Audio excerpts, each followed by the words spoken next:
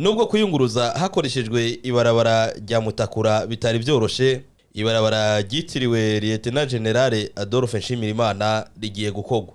Inyuma y'igihe kirekire abenegihugu bo mu gisagara ca Bujumbura cyane cyane mu mazone ya Cibitoke na Kinama basanzwe bafata iryo barabara, ndetse n'abasanzwe baja mu ntara ya Bubanza, ibarabara nimero 9 ry'igihugu RN9 riva kuri Rond-Point des Nations Unies mu Ngagara hafi y'ahari cicaro gikuru c'umugambwe CNDD-FDD rigiye gukorwa. Uwo mwizero uko iryo barabara rigiye gukorwa ukabutangwa na Mpawenayo Regis, umuyobozi mukuru ajejwe ikigo kijejwe iby'amabarabara mu Burundi ARB, Agence Routière du Burundi. Tumubaza kubijanye n'iryo barabara akaba dusiguriye ko mu kiringo gito cyane hagati y'amezi 2 na 3 ibikorwa bigiye gutangura. Mpawenayo Regis aramutswa igisata c'amabarabara mu Burundi.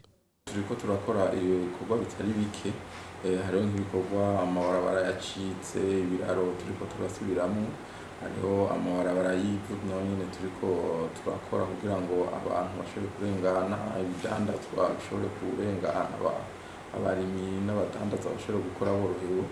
Hariho n'ibikorwa rero turiko turakora byo kuzibira ibinogo mu mabarabara amwe n'ibikorwa tuzobandanya. Umugabo hariyo twashize imbere kugira ngo abe arahita. Rero muti barabara ryitiriwe Umwisi Adolphe Nshimirimana kujyamewe na nibyo ni barabara ryononekaye cyane.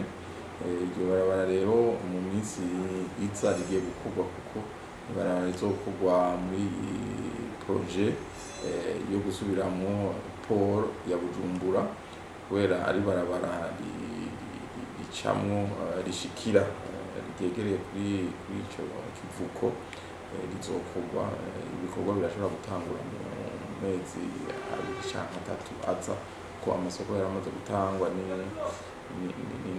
ni societe yatsindiye iyo soko irazwe. Hasigaye yuko nk'ibyo twokwita mu Gifaransa ama démarche administrative ahera kugira ngo aho hantu hacatangura gukorwa. Mukaba mumenya ko iryo barabara ryari ryononekaye cyane igihe haduka imvururu zifatiye kuri politike mu mwaka wa 2015, aho insoresore z'ugwaruka rwo mu gisagara ca Bujumbura bafata amapine n'ibiti bagatangura guturira iryo barabara. Kuva mu mwaka wa 2015 gushika uyu munsi iryo barabara rikaba ryace ryononekara cyane kugeza naho imodoka zari zisagaye zihahunga zikitiza iryo ku rundi ruhande bita kujya Kanyoni.